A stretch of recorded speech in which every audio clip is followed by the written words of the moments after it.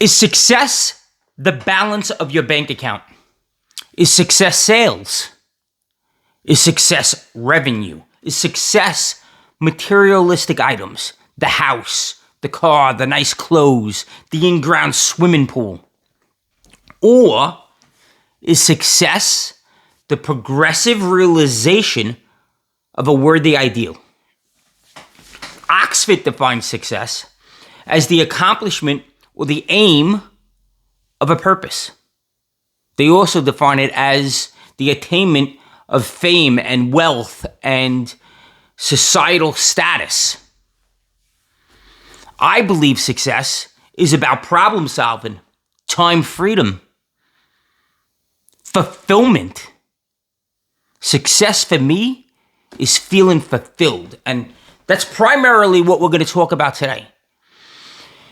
If I had to listen to society, check this out. If I had listened to society, I would have graduated high school and I would have went off to college. I would have studied at college and I would have went out into corporate America, which to me is just DEI nightmare. I don't believe that you should get hired off of who you are sex-wise or how you look or what you identify as or any of that bullshit.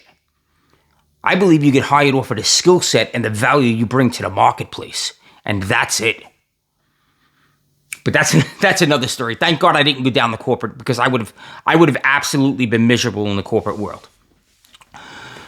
But what happened was I didn't go down that pathway. I forged out and I went out on my own, even though going to college at the time would have been easier. The state was paying for my tuition. The state was paying for my transportation, for my books. They were giving me a full ride to a 4-year institution. A very good 4-year institution, by the way. The second best college in the city of New York for architecture. Cooper Union was number 1. I didn't make that cut, but I did make it to City College. Fantastic institution. But I decided to blaze my own path. I decided to go out on my own and define what success meant to me. And I think success is relative. Let's go back. I want to share a quick story with you about when I went out on my own, right? Like, I dropped out of college. And I dropped out of college because I wanted cash in my pocket. See, I was going to college on a full ride, but I didn't have any money in my pocket. And when I was a kid, there was no money to be had. When I was a kid, I went to my father and I asked him for an allowance. He said, "Sure, kid. I'll give you an allowance, son. Come inside." And he gave me a dime. A dime. Even back then, that was like peanuts. A dime a week. There was no money back then. So as a kid, I was always chasing that money. It was always mysterical to me. And I wanted to solve that mystery. So when I went to school, I was still in that same conundrum. So I was like, screw this, man. I'm going out. And I dropped out of school and I'm going to go out and I'm going to make money. And I started pumping gas. It's like, right? Like, no career. I was just pumping gas. I was just hustling for tips. That's all I was doing. But I was walking around with a couple of dollars in my pocket, and that made me feel successful because I had that money. I had money to spend.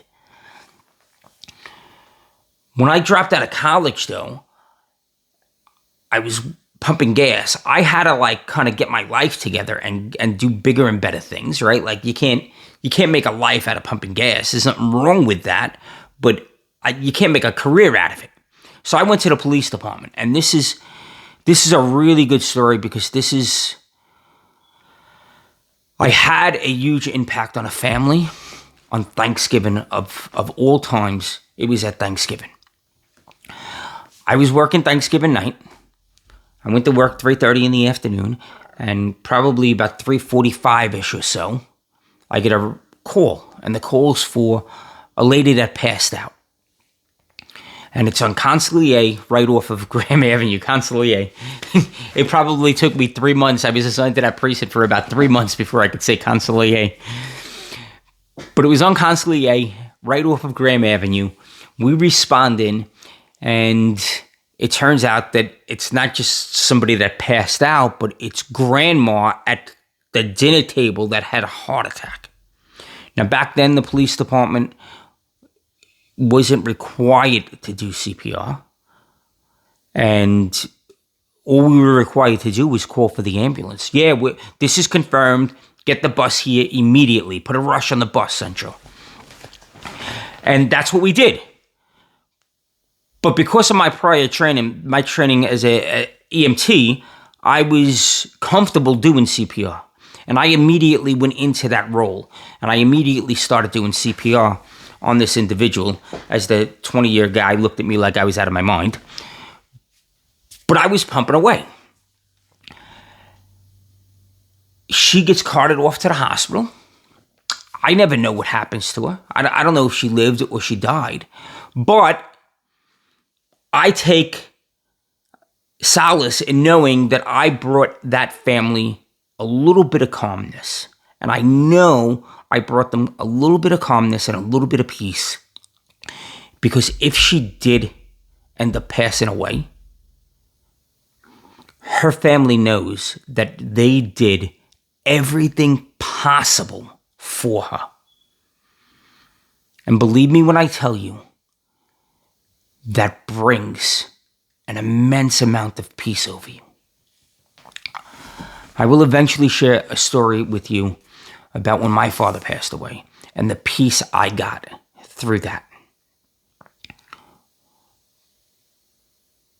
But because my father passed away and the peace I got through that, knowing that I did everything I could for him, I know that family got peace. Even if she did pass away. Even if that was the last Thanksgiving with her. Because that family did everything they could for her. Now imagine if I would have followed society's path, society's rules, and I would have went out into the college world, and I would have went in the opposite direction that I literally felt myself getting pulled. I rebelled college because I was never that school guy. I was the guy that got pushed through high school. Then I would have never been able to touch that family. And for me, that was a blessing that I could just smooth off the roughness, just a hair, for them in their time of need. And that's my definition of success. That's going through that process, right? I have the realization of a worthy ideal, and that ideal is that I stand between evil and good, and I bring people peace in their time of need. Getting back to what I said right before that, success is relative, so it's relative to the individual. I truly believe that. You ask 1,000 people what their definition of success is, you will get 1,000 different answers. First off, you're going to get a deer in a headlight because they're going to be like, most people don't think about it. Most people just live life.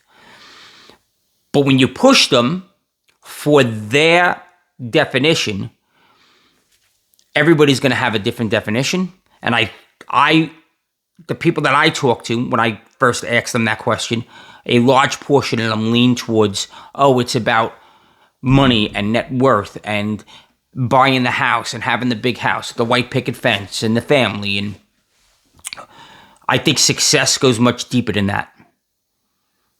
I think success isn't about materialistic things. I think it's about a feeling. You have to feel successful. How do you feel successful? You live your purpose. You have that progression towards that worthy ideal. You have to know where you're going. And then as you're taking steps towards that objective, you are successful. Doesn't matter how much money you have in the bank. The high school kid that wants to get to college and to get to college needs a 3.5 GPA, and he's doing the work in his classes and creating that 3.5 GPA, is a successful individual, is he not? So that's how I look at success. I look at success in this light. Like, this is another a story from PD. And this is a wacky story. This story, like, never happens in the police department. It only happened to me once, and I've taken hundreds of reports, thousands of reports. And it only happened to me once. I took a report once from a little kid, and he was 10, 12. He was a young kid, and his bicycle got stolen. And the description was a red bicycle. It said a red bicycle, and the seat was torn in the back a little bit, and one of the grips on the handlebars didn't have the very end of the handlebar. The grip was broken off, and it was ripped. And that was it. That's how you describe it. So I'm taking this report. I'm trying to be as optimistic with the kid as I can. But in my mind, I'm saying, yeah, kid, you're shit out of luck. You're never going to get this bicycle back. You never do. That was at the beginning of the tour. At the end of the tour, towards the end of the tour, I see a kid that won't make eye contact with me. Now, that could be for numerous reasons, right? I'm a law figure, and he gets anxious around law figures.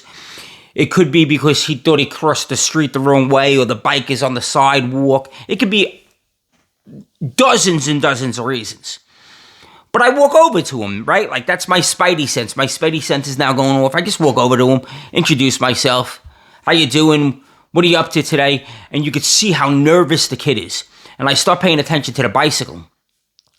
And the bicycle looks like the bicycle from the report I took. And I can't believe this. Like, in my mind, I'm like, yeah, no, this can't actually be happening, because it never does. Anyway, I call a patrol car over, and I send them to the address of the report I took. I actually still had the report. I didn't turn the report in yet. Back then, it was done on paper. I actually scratched it out. Then we brought it to the precinct. Somebody typed it into the computer and put it into the system. I hadn't made it back to the precinct yet, so I still had it in my memo book. So the kid comes over with his father, and we find out that it actually is the kid's bike. And when you saw the expression on that kid's face, like, wow, that is my version of success. Like, I was able to bring that kid a little bit of joy. When I was in the fire department, the same thing happened once. In the fire department, we're going through, so an apartment was on fire, and then now this is the apartment next door. We're going through that apartment. We have to search the apartment, make sure nobody passed out from the smoke, and there's nobody in there that needs help or whatever. And as we're going through that apartment, we see a flash. Like, one of the guys sees a flash out of the corner of his eye, and he's like, whoa, what was that? We thought it was a rat because we were in New York City, right? It turned out to be a small little kitty cat. And we scoop up the kitty cat, and we're coming out of the building, and somebody says, oh, you found her. And we're like, okay, like, found who? And the cat belonged to this little girl that was over there crying on the back step of an ambulance. And when we go over and we give the little girl the kitty cat back, she's like, red, tears coming down her eyes. She got really excited. That excitement, that look on her face, in the midst of chaos, glass falling down, smoke billowing out, hoses all over the place. When you saw that little girl's face, we made an impact. We brought her a little bit of peace, a sliver of peace in this moment. To me, that's how I define success. I define success as someone that helps others, as someone that has an impact on the world. That's my definition of success. Your definition could be absolutely the opposite of that. Your definition could be, nope, I have to make 10 grand a month, 25 grand a month, 100 grand a month, $1 million a month. That's my version of success. That's fine. Know what your version of success is. Know how you define success so that you can go out there and procure it. Earl Nightingale, we talked about him. Earl Nightingale has that quote. The quote of, success is the progressive realization of a worthy ideal. He says it in The Strangest Secret. I'm going to link to The Strangest Secret at the end of this video, so scoot to the end if you want. The link will be there so that you can listen to this. It's an amazing, amazing talk by one of the best people in the personal development field. I believe success is progress, is blazing your own path, is saying, fuck society, I'm going to go this way. I don't have to listen to you. Breaking society's handcuffs. That's what success is. Guys, around here we live in the numerator, not the denominator. Go out there and be unstoppable and absolutely crush your day. I love spending time with you. Have a very blessed day.